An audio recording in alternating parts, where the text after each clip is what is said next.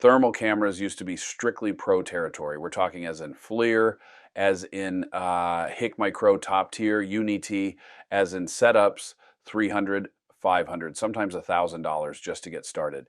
But that's changing fast. The FNIRSI TDM-120 is fully standalone, pocketable, and ships with a kit that honestly embarrasses cameras costing twice as much. So, is it a real diagnostic tool or just a glorified toy? Stick around because some of these test results actually surprise me. Let's start with what's in the box, because this is where FNIRSI immediately sets itself apart. Budget gear usually comes in a cardboard sleeve, maybe a USB cable if you're lucky. This comes in a hard shell EVA case, blue zipper, foam molded interior, proper fit, the kind of case other brands charge $20 extra for separately.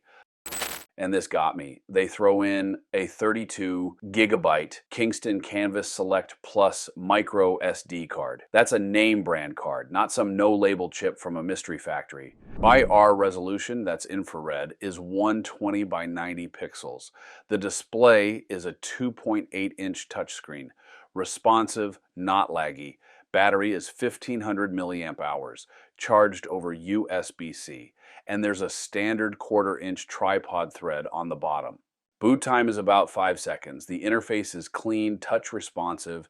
You get 7 color palettes, and they're actually all useful, not just filler. Lava is your go-to. Hot things glow orange, cold areas go dark. Easy to read at a glance, works for basically everything. Iron red shifts into violet and pink tones, better than lava for subtle gradients where temperatures are close together. Rainbow spreads the full color spectrum across the temperature range. Maximum visual contrast when you've got a lot of variation in one frame. Iron bow, similar to rainbow but with a warmer bias. Some people swear by it for electrical work.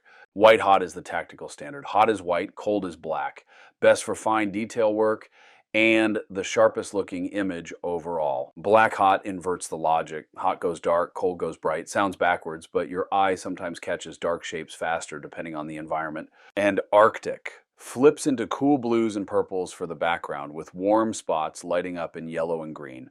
Looks wild, but it's genuinely the best palette for hunting cold drafts and insulation gaps. Switching between all 7 is instant. Tap the palette icon, scroll, done. All right, let's get into the actual test. Test 1, electronics. I scanned a transistor under load. The TDM-120 locked onto a hotspot of 46.3 degrees Celsius. So that's 115 degrees Fahrenheit immediately. No hunting, no fiddling. The high and low tracking is automatic. Hottest and coldest points always marked on screen for board level diagnostics or just figuring out why something is running hot. This workflow is fast. Test 2, home diagnostics. I ran it along a window frame and caught a cold spot right away. 10 degrees Celsius, 50 degrees Fahrenheit, while the surrounding wall was reading noticeably warmer. That's a failed seal, a thermal bridge, air sneaking in and money sneaking out through your heating bill. Found it in under 30 seconds. Yeah, this thing pays for itself. Test 3, 3D printing. I scanned a heated bed set to 50 degrees Celsius. That's 122 degrees Fahrenheit. The camera showed the corners running significantly hotter than the center. Nearly a 4 degrees Celsius variance, about 7 degrees Fahrenheit, across the surface. That's exactly the kind of uneven distribution that causes warping and adhesion failures. Before this, I was guessing, leveling blind. Now I can actually see the problem. Test 4, switch under load. Quick one.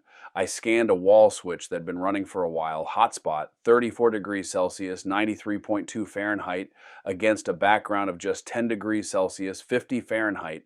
That's a 24 degree delta on something that should barely be warm. Loose connection, bad contacts, whatever the cause, the camera flagged it in seconds. A multimeter wouldn't have caught that at all. Test 5, a soldering iron. And just to show you the dynamic range, here's a soldering iron at working temp. Tip locked in at 177.3 Celsius, 351 Fahrenheit. Background at 10 degrees. Same frame, no clipping, fully readable. For a $100 sensor, that's a wide range. The UNI-T UTi120M and similar dongles that plug into your phone, they can produce sharper images, better post-processing. On raw image quality alone, the dongles have an edge. But here's the thing, those require a compatible phone, a working app, the right USB standard, and enough battery to run both the camera and your device at the same time. We've all had that moment. USB device not recognized, app crashing mid-inspection, phone dying at the worst possible time. The TDM-120 eliminates all of that. You pull it out, hit power pointed at the thing. That's the entire workflow. For field use, shop use, anywhere you just need it to work without a setup ritual, Standalone wins. So, the verdict. One real disappointment, and I'm not going to gloss over it. There's no video recording, photos only. If you need to document something that changes over time, a component heating up under load, a thermal event that shifts and fluctuates, you're going to feel that limitation. It's a genuine miss. Everything else for $100 it delivers, dedicated hardware, a proper carrying case, a real memory card included, a tripod thread that lets you actually go hands-free, and enough accuracy to handle 90% of what a home user or maker would ever need. If you're tired of fighting dongle compatibility issues and you want a thermal camera that just lives in your bag, ready to go, this is the value pick right now. Links for current pricing are in the description. These fluctuate, so check before you buy. If this was useful, hit like, subscribe for more teardowns and tool reviews, and I'll see you in the next one.